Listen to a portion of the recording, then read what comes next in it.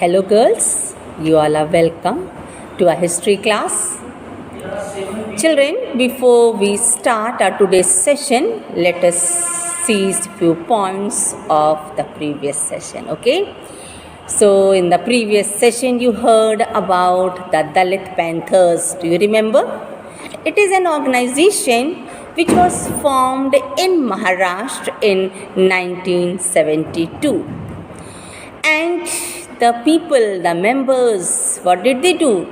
They fought against the injustice which was prevailing in the society. As you know, children, the practice of untouchability had come to an end, or you can say it was abolished by the constitution which came into effect in 1960s to 1970s.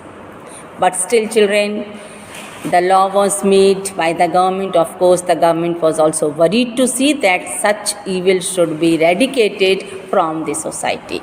So, law was passed by the government in 1989. If you remember, in the previous session I explained you, in which it was that the people who commit such things, means who exploit the Dalits, who violate the rights of the Dalits, vigorous punishment will be given to them. Clear? So let's start our today's session.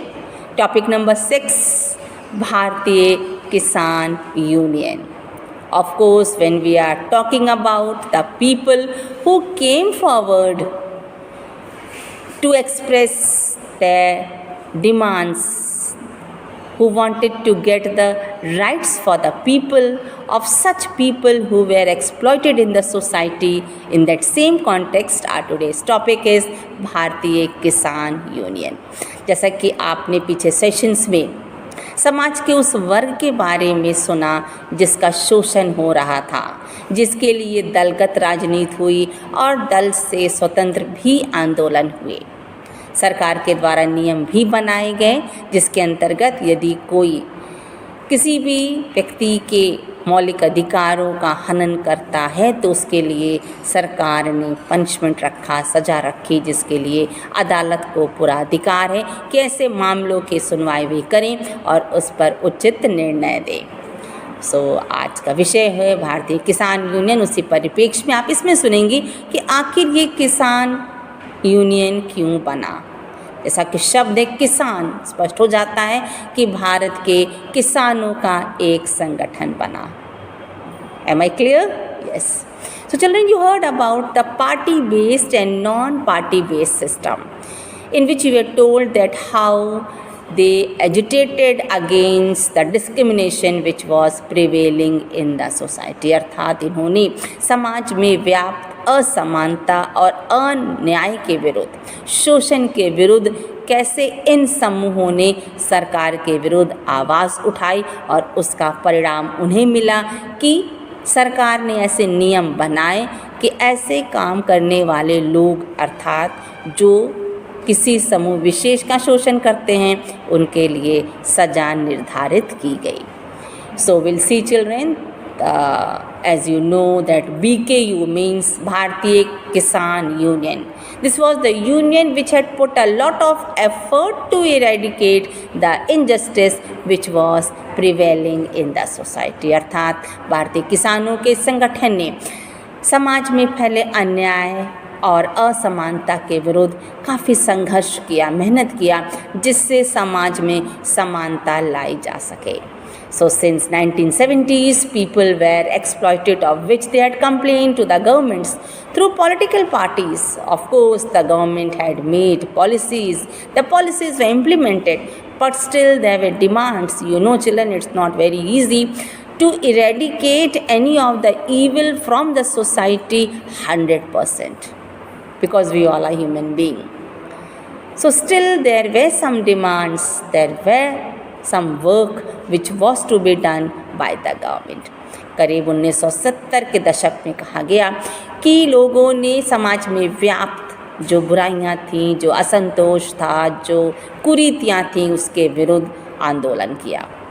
सरकार से शिकायत किया। सरकार ने policies बनाई, कार्यक्रम बनाया, उनको लागू भी किया, लेकिन फिर भी आप समझ सकती हैं कि कोई भी कार्यक्रम लागू हो जाए और उसका 100% पालन किया जाए या 100% वह कमी जो समाज में व्याप्त है, किसी एक व्यक्ति विशेष की बात नहीं है बेटा, पूरे समाज की बात है, तो क्या यह संभव है कि वह 100% समाप्त हो जाएगी? ये बहुत ही बड़ी चुनौती है सरकार के लिए और हम और आपके लिए। और इसमें हमारा सहयोग ही आवश्यक है कि हम इन बुराइयों को जो समाज में व्याप्त हैं अपना योगदान देके उसे समाप्त करने में सरकार का सहयोग करें। So children, thus in the struggle of 80s from the farmers who were in better position, they protested against the governments. That is why it is said that this union is known as भारतीय Kisan union. अर्थात 80 के दशक में जो भूमिपति थे या जिनके पास भूमि भी थी, अच्छे आप कह सकती हैं संभ्रांत कृषक थे, उन्होंने एक संगठन बनाया और सरकार के विरुद्ध आवाज़ उठाई। और ये संगठन कौन सा था? भारतीय किसान यूनियन। स्पष्ट हो जाता है कि एक कृषि प्रधान देश में कहीं ना कहीं कृषकों ने भी सहयोग दिया कि समाज में व्याप्त कुरीतियाँ समाप्त की जाएं।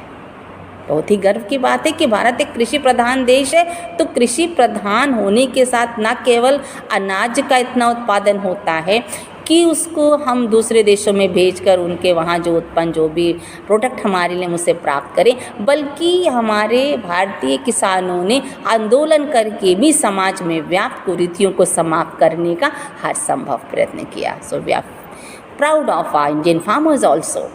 सो let's see the next point number 6A, growth. आखिर इस संगठन के उदय के बारे में तो जानना जरूरी है। So children, in January 1988 around 20,000 farmers they gathered in Meerut city. Where is it? Where is Meerut? In which state children? Many of you must be knowing. I hope all should know. It is in our own state, Uttar Pradesh. So what did they do? They protested against the government regarding the increasing price of electricity charges. अर्थात जनवरी 1988 की बात है जब करीब 20,000 कृषक मेरठ में इकट्ठे हुए और उन्होंने सरकार के विरुद्ध आंदोलन किया, प्रोटेस्ट किया, एजिटेट किया। क्या किया? क्यों किया?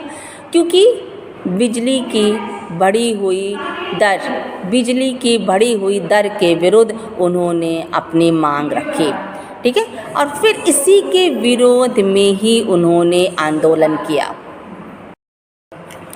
So children, they complained that the electricity charges which were increased should be cut off from the government, and they camped there for around 3 weeks outside the DM's office. इसके लिए उन्होंने क्या किया? DM ऑफिस के बाहर करीब 3 सप्ताह तक उन्होंने धरना दिया। उन्होंने कहा कि जब तक हमारी मांग पूरी नहीं होती हम इस धरने पर बैठे रहेंगे। And children, they were disciplined. ये इन लोगों ने बड़े अनुशासित तरीके से अपना काम किया और इन्हें खाने पीने के सामान कौन देता था? वहाँ रहने वाले विलेजर्स देते थे। So children, it is said that it was a great show of rural power, means जो किसान जो ग्रामीण क्षेत्रों में रहते थे उन्होंने अपनी शक्ति का प्रदर्शन किया। ये बहुत बड़ी चीज़ है कि किसान जो ग्रामीण क्षेत्रों में उनके पास भी इतनी क्षमता थी कि वे सरकार का विरोध कर सकें। And these agitating members were all from BKU, अर्थात भारतीय किसान यूनियन के ही ये मेंबर्स थे, ये फार्मर्स थे। किन क्षेत्रों से? पश्चिम उत्तर प्रदेश और Haryana. They were from Western UP and Haryana. So children, you have already heard about the exploitation of the people, the farmers who were in Haryana, Punjab and Western Uttar Pradesh. What did they do? If you remember, you were taught in 1960s about the Green Revolution policy, where the demand of those people were fulfilled, in which sugar cane and wheat, means these crops were declared as the cash crops, अर्थात इन फसलों को नकदी फसल बनाया गया। तो स्पष्ट हो जाता है कि किसानों के द्वारा जो भी आंदोलन, जो भी मांग किए गए, उनमें उन्हें सफलता मिली।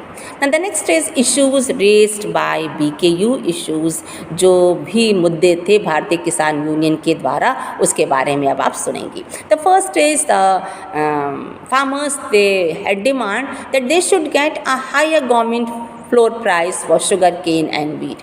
किसानों का कहना था कि गन्ना और गेहूं की सरकार के द्वारा अधिकतम कीमत तय की जानी चाहिए, जिससे किसानों को लाभ हो। Next is they wanted to lower the price of electricity charges which was already increased. विद्युत की आपूर्ति समय से हो, इसके साथ ही साथ जो उसकी बढ़ी हुई कीमत है उसका भी समाधान किया जाना चाहिए। The next is reduction in canal water charges, अर्थात मानवीकृत जो साधन हैं जिसका प्रयोग करके खेतों की सिंचाई होती है, उसमें भी जो सरकार ने कीमत तय की है उसमें भी कमी की जानी चाहिए, क्योंकि ये किसान बेचारे इतना धन कहाँ से लाएंगे कि जो भी सरकार कीमत तय करे उसको वो पूर्ण रूप से अदा करने में सफल हो। The next is point number 4, subsidy in purchase of fertiliser, seed and tractors. उनका कहना था कि जो भी इस प्रकार के साधन जिनका उपयोग कृषि कार्यों में किया जाता है, उनमें सरकार को सब्सिडी देना चाहिए, जिससे उन्हें ये वस्तुएं जो कृषि कार्य से संबंधित हैं कम कीमत में प्राप्त हो सके। The next is point number 5, waiving of payment which was due on loan to the farmers, means the payment which was done to the farmers as loan which was still due, so the demand was that the farmers should be spared, अर्थात किसानों ने जो पूर्व में loan या ऋण सरकार से लिया था कृषि कार्य के परिप्रेक्ष्य में, यह डिमांड रखी गई कि उस लोन या उस ऋण से उन कृषकों को मुक्त किया जाना चाहिए। शायद उनके पास इतना धन नहीं था कि वह धन जो the principal amount with the interest they were not able to pay back, इसीलिए शायद ये डिमांड रखी गई कि उन्हें उनसे भी कुछ मुक्ति मिल सके। And the next is representation of farmers in agricultural price commission which fixes the price of agricultural products. उनका ये भी एक डिमांड था कि जो ये कमीशन है जो कृषि उत्पादों की कीमत तय करता है, उसमें भी कृषकों की भागीदारी होनी चाहिए। Very good, a very good point. So that they also should get the representation. So children, these were the demands which were raised by Bharatiya Kisan Union. Of course, some of the demands were also raised by other unions. ऐसा नहीं कि केवल भारतीय Kisan union ने अपनी मांग सरकार के समक्ष रखी, बल्कि इसके साथ अन्य भी संगठन आए, जिसमें शेतकारी संघ ऑफ महाराष्ट्र का शेतकारी संघ भी एक माना जाना संघ माना गया।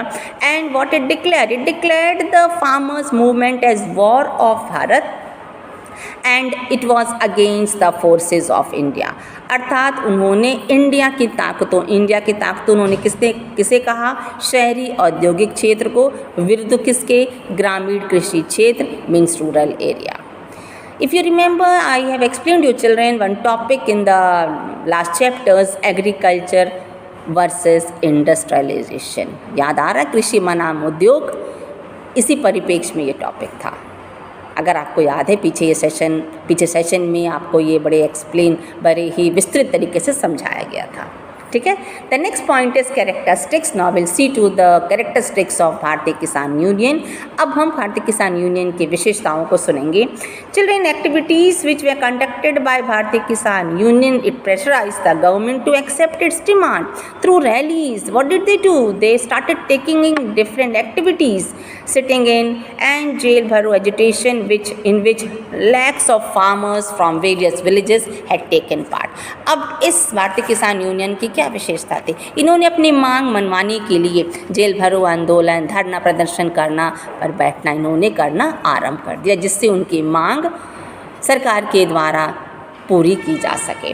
सो throughout the decade of 80s, the Bharatiya Kisan union organised rallies in many districts and headquarters of state and national capital, अर्थात 80 के शतक में इन भारतीय किसानों ने जो ये संगठन बना, इन्होंने कई शहरों में, यहाँ तक कि आप कह सकते हैं हमारी राजधानी दिल्ली में भी इन्होंने अपने संगठन को, अपने इस प्रोटेस्ट को संगठन के द्वारा किए गए प्रोटेस्ट या आंदोलन को जारी रखा और सरकार के विरुद्ध धरना प्रदर्शन किया.